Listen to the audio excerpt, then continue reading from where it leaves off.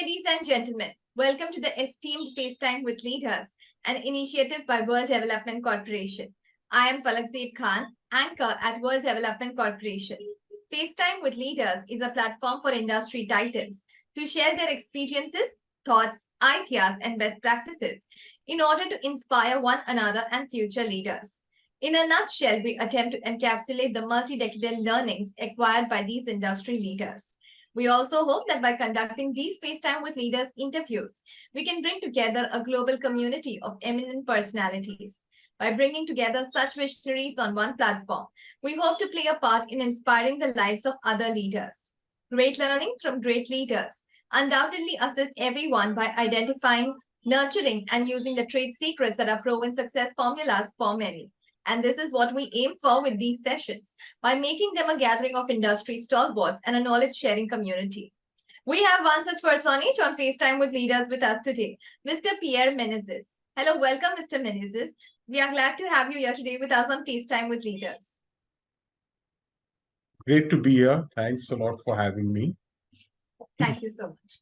So let me give you a quick brief about Mr. Pierre Menezes. He is a professional with experience honed over 2.5 decades in international supply chain management and logistics. His career has been marked by a series of significant achievements and leadership roles across various renowned organizations. His profound expertise encompasses P&L management, strategic planning, procurement, product development, and business consulting with the logistics sector. Currently, he is serving as CEO at Boltcargo India Private Limited. Boltcargo is a logistics service provider and a freight forwarder. So, Mr. Menezes, could you let our viewers know about your career journey so far? Thanks for having me here on FaceTime. Actually, my career has been quite interesting. I literally stumbled into logistics. It's not a prescribed career. At least it was never a prescribed career one would aspire to in the old days, but that thankfully is changing. But in the lookout to get a job, I was with my family business, and I wanted to experience corporate life. And through friends, I got an opening in what was then APL, American President Lines, and they were actually starting out on their own. They were starting out their own agency setup. So I joined American Consolidation Services, as it was called then, completely at the deep end without knowing anything about logistics or imports or exports. So that was the entry into logistics. It was really interesting going and finding out and learning really quickly what needed to be done to be efficient in the supply chain and things like that. So all these words have come in now. So it was a complete hands-on learning in the port of Mumbai. So then things progressed, and over time, I actually really enjoyed what one was doing. So, there was a clear value addition that one was doing in their everyday job. You could actually see your outputs. You could see the results of what you were doing. So it made you feel good. It made you think a lot. You had to think on your feet in order to make sure you met your timelines and schedules, etc.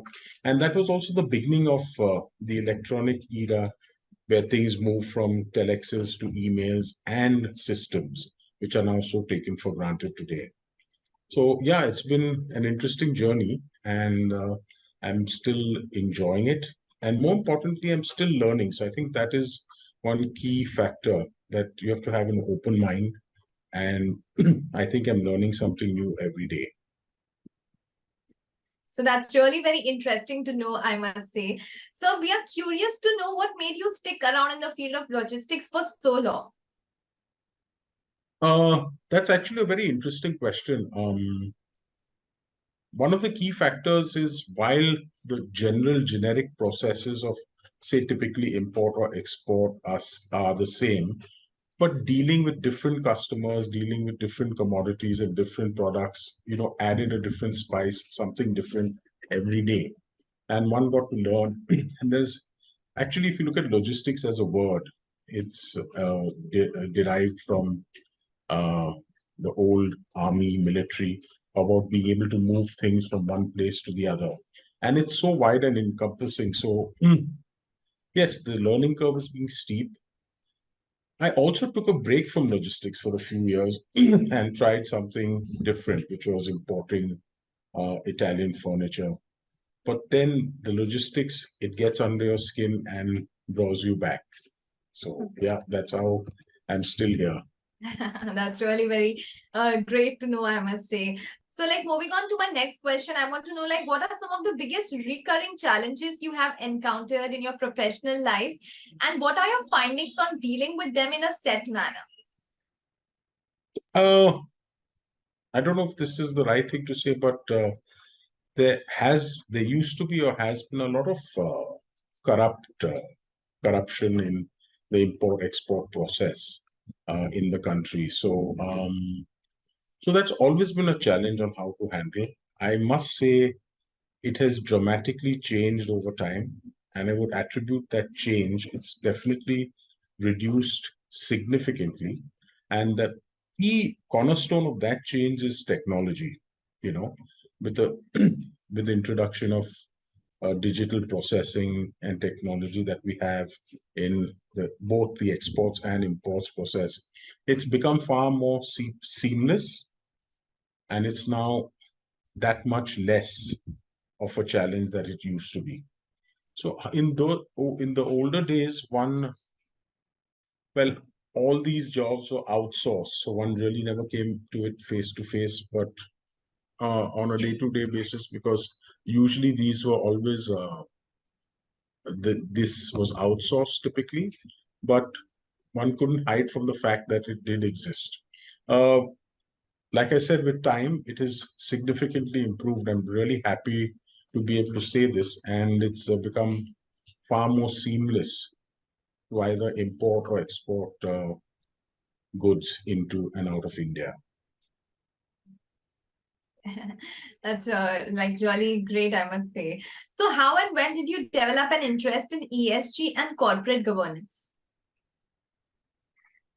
So ESG is a term that's pretty recent, but if you break it up, it actually always was in existence, especially so in logistics, and especially so as an individual. So you're talking about the environment's social and governance there. So from the environment standpoint, one always was mindful on the materials used, typically for packaging. One tried to use materials that could be reused. To give you a simple thing like wooden pallets were substituted, we could use plastic ones and reuse them continually rather than dispose them. Just to give you an idea, so that that awareness was there. It's now been formalized, which is a great thing.